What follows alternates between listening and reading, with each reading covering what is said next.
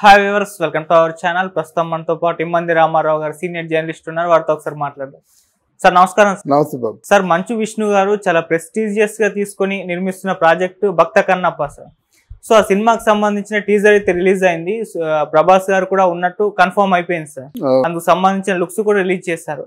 అయితే మామూలుగా మనం చూసుకుంటే మంచు వారి సినిమాలంటేనే ప్రేక్షకుల్లో ఒక రకమైన అభిప్రాయం ఉంది. ఆ థియేటర్కి వెళ్ళి సినిమా చూడాలా అన్న అభిప్రాయం చాలా ఉంది. సన్ ఆఫ్ ఇండియాతో మనకు ప్రూవ్ అయింది. మరి ఇప్పుడు ఈ సినిమా మంచు వారి కెరీర్ లోనే బిగ్గెస్ట్ హిట్ గా నిలుస్తుంది వాళ్ళు అభిప్రాయపడుతున్నారు. మరి టీజర్ మీకు ఎలా అనిపించింది? హిట్ అయ్యే అవకాశాలు కనిపిస్తున్నాయి? మీ ఒపీనియన్స్ టీజర్ పైన? టీజర్ చూశానండి. ఏదో టీజర్ అంటే ఏమిటి, అన్ని అద్భుతాలే ఒక కూర్చి చూపిస్తారు జనాలు బాగా సంభ్రమాచార్యాలకి లోనయ్యేలాగా, అంతే కదా. అందులో ఉన్నట్టు మాస్టర్ పీసెస్ అన్నీ కలగలుపు టీజర్ అంటే అవి బాగానే ఉంటాయి. ఇక్కడ ఏంటంటే భక్త కన్నప్ప అనే సినిమాని కృష్ణరాజు ప్రభాస్ చేద్దామని చాలా ఆశపడ్డాడు, కానీ విరమించుకున్నారు. ఎందుకో తెలుసా మీకు? భక్త కన్నప్ప సినిమా తీయడం రిస్క్. ఆ రోజుల్లో బాపు గారు, రమణ గారు అంతటి ఉద్దండులు గనక దానికి అందమైన స్క్రీన్ ప్లే, అలాగే విఎస్ఆర్ స్వామి లాంటి వ్యక్తి అందమైన ఫోటోగ్రఫీ. అప్పుడు కృష్ణరాజు మంచి యూత్లో ఉన్నాడు, తగ్గట్టుగా వాణిశ్రీ ఉంది. ఇవన్నీ కలిసి వచ్చాయి అక్కడ ఏ సినిమాకి, భక్తి కన్నప్పకి. ఇక్కడ మరి ఈయనకు ఉన్నటువంటి స్టార్ ఇమేజ్ ఏమిటి అని మనం ఆలోచించుకోవాలి. ఇది మంచు విష్ణుకున్న అప్పటికి కృష్ణరాజుకి మంచి సినిమాలు తీశాడు. మన ఊరు పాండవులు చాలదండి, కృష్ణవేణి చాలదట్టండి, ఇది దాని పేరు కటకటాల రుద్రే చాలదు. అంటే స్టార్డమ్ ఉన్న హీరో జనంలో ఆల్మోస్ట్ వాళ్ళు 3/4 ఆఫ్ ద పీపుల్ వాళ్ళు fall in love with Krishnaraju మాట. కృష్ణరాజు ఉంటే బాగుంటుంది, సూపర్ హిట్ అవుతుంది అనేటువంటి ఆలోచనలో ఉంటుండగా బాపు రమణలు పెట్టుకొని దగ్గరుండి మీరేం చేస్తారో నాకు తెలీదు, మీరు తీయండి అన్నారు. దీనికి బుట్టాయిగూడెంలో కరాటం కృష్ణమూర్తి దొరగారని, ఆ దొరగారి గురించి చెప్పాలంటే కృష్ణరాజుకి మంచి స్నేహితుడు. తర్వాత కనుచూపు మేరలో ఉన్న వందల వేల ఎకరాలన్నీ ఆయనే. అయితే ఈ యూనిట్ అంతటికి కూడా మీరు ఎన్నాళ్ళు షూటింగ్ చేసుకున్నా మాకున్న వాహనాలు ఏవో మీకు ఇస్తాం, భోజనాల గురించి మీరు చూడొద్దు.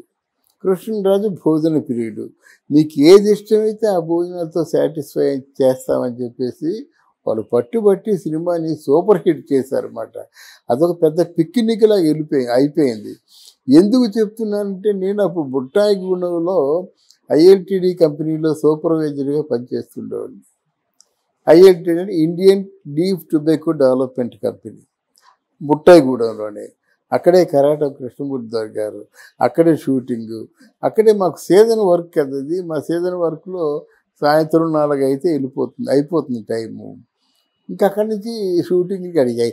అది కదా, అటవీ ప్రాంతం కదా, ఎవరు జనాలు ఉండరు. 7 గంటలకు మొత్తం అంతా బంధు భోంచేసి అలాగ ఉంటుందన్నమాట. పాములు తిరుగుతుంటాయి, కేకారాన్ని అందరూ కలిసి 2000 మంది ఉంటారు జనాలు. అంటే ఆ టైంలో షూటింగ్ జరుగుతుండేది. వెళ్ళేవారు, చాలా ఎంజాయ్ చేశాం. అక్కడ ట్రీట్మెంట్ కానీ అవన్నీ చూస్తే చాలా బాగా ఉండేవి, బాగా ఎంజాయ్ చేశాం అన్నమాట. అక్కడ ఆర్య నాయక్ అని ఒక డాక్టర్ ఉండేవాడు, ఆయనతో వెళ్ళేవాడిని, బాగా డిగ్నిటరీగా చూసేవారు. ఇంతకీ చెప్పొచ్చేది ఏంటంటే హుషారుగా ఒకరితో ఒకరు పోటీగా చేసినటువంటి చిత్రం గనక జనం కూడా అసలు ఆశ్చర్యపోయారు.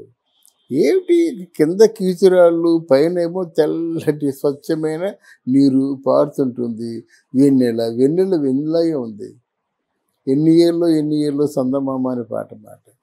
అంత బాగా వీళ్ళు చేస్తారా అనేటువంటి ఒక సందేహం కలుగుతుంది అన్నమాట. తర్వాత ఇక్కడ కథకి స్క్రీన్ ప్లే బాగుంటుంది, అంటే లైఫ్ ఇస్తుంది అన్నమాట. మరి చూడాలి, చెప్పలేము మనం. నాకు ఎందుకో మంచు విష్ణు గారిలో కొంచెం తొందరపాటు కనిపిస్తుంది. ఎందుకు వీళ్ళందరినీ పెట్టుకోవడం అవసరమా? ఒక ఉన్న సినిమాని బాగా తీసుకుంటే అన్ని భాషల్లో వాళ్ళే చేసుకుంటారు కదా, ఆ మూల పదార్థం బాగుంటే చేస్తారు కదా.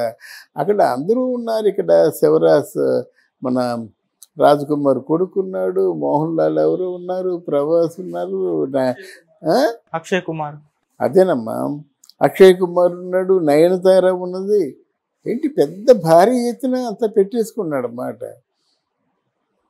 దీనికి తగ్గట్టుగా కథ ఉంటే బాగానే ఉంటుంది. తొందరపాటే ఉంటే మాత్రం అది ఇంత డబ్బు పెట్టి సినిమా తీస్తూ అదే సినిమా దొరికిందా? మీకు భక్త కన్నప్పే తీయాలని ఉందా? నిజంగా ఇది భక్త కన్నప్ప చిత్రమేనా, లేకపోతే భక్త కన్నప్ప ఆ సినిమాలో ఒక పార్ట్ అన్నది నా సందేహం.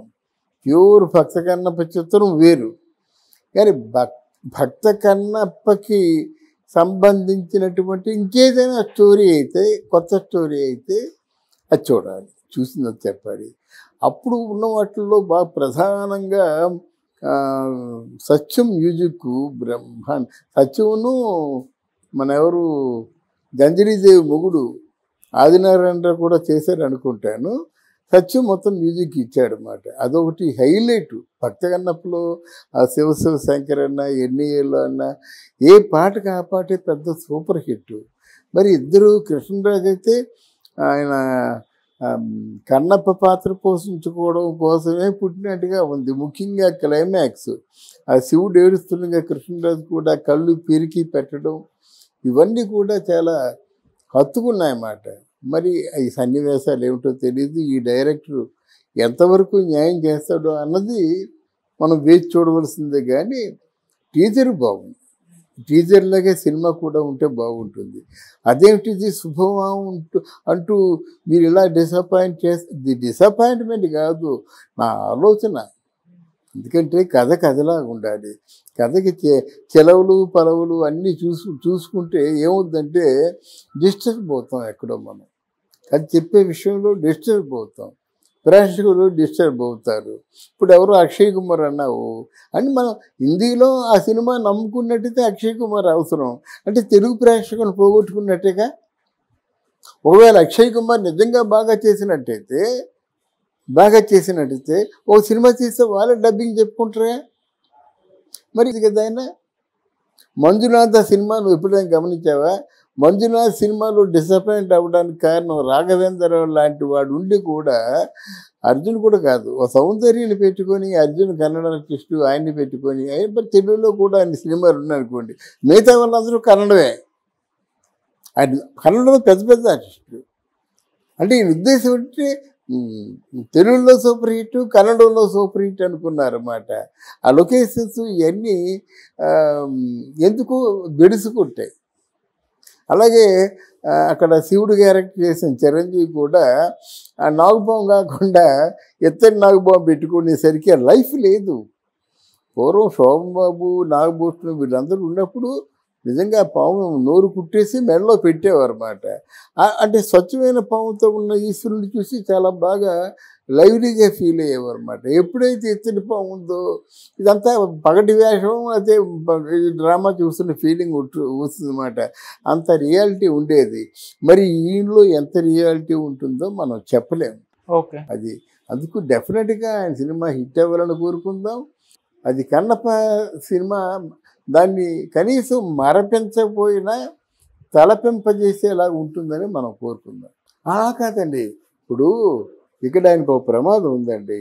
వైసీపీ నుంచి 3 మాట్లాడుతున్నారండి జనసేన పార్టీలో.